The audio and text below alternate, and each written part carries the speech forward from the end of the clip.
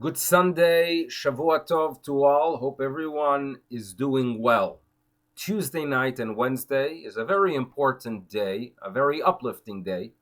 It's the 15th of the month of Av.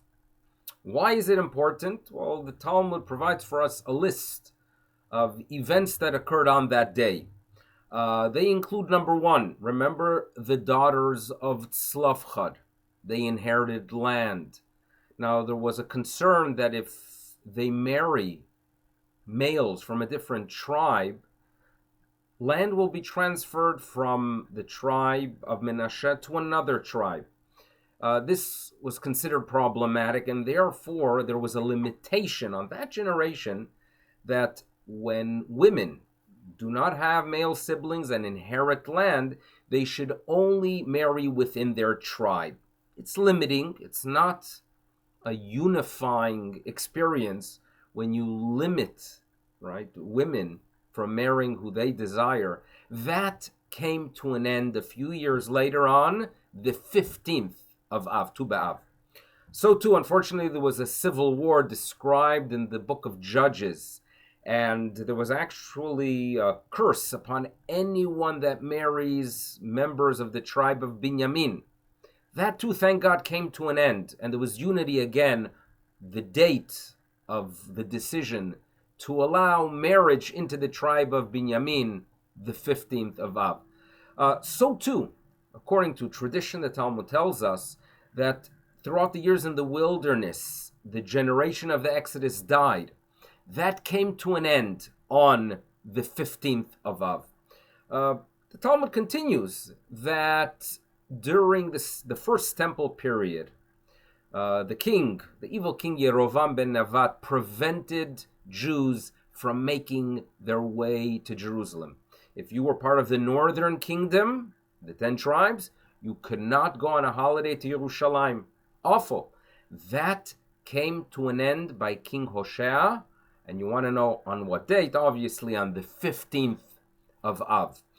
So too, the tragedy that occurred in Beitar, this is during the Bar Kokhba rebellion, and they wiped out the city, the Romans, with great brutality, wiped out the city of Beitar. There were corpses laying in the fields for many years. Eventually they were able to bury them, which brought closure on the 15th of Av. The Talmud notes that the 15th of Av is also like a siyum, when we complete something.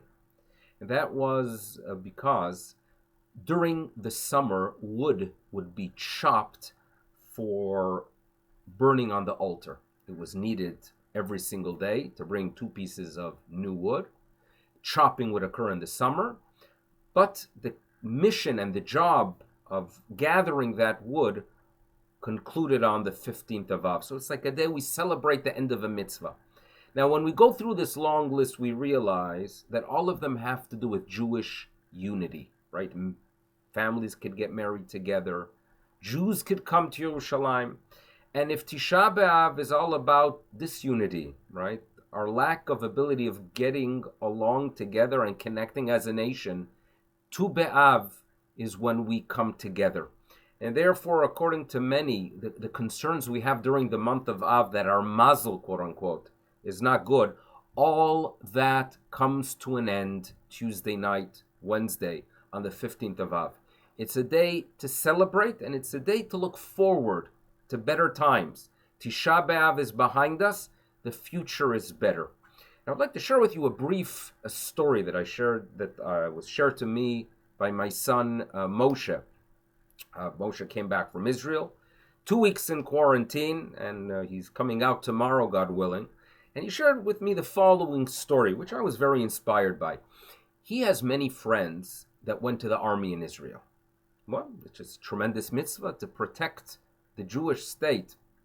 Now, often when they go to the army, they have to do, for extended periods of time, shmirah, which is just guarding. You stand on a guard tower, you're holding your gun, and you're watching. You can't read a book, right? You can't scroll your phone or browse the internet. You have to be standing there and just observing, at times, an empty field. Now, that could be quite straining on the human mind, right? Boredom. So what many of his friends did was that before they entered the army, or when they had time and they weren't on Shmirah, they studied Talmud or Mishnah. They memorized a lot of information of our sources. And when they would be standing there protecting the land of Israel, they would be reviewing Torah. Now, you tell me, is that not the best way to protect the people of Israel? By standing there with the gun to protect physically, but knowing very well that spiritually, when we are connected to our tradition and to our Creator, that is how we truly protect our land. And that's inspiring because there's a whole generation of such young men and women that have such an attitude that it is through our tradition, that it is through Torah that we're going to protect the land of Israel. So there's what to look forward to, right? Better days are ahead.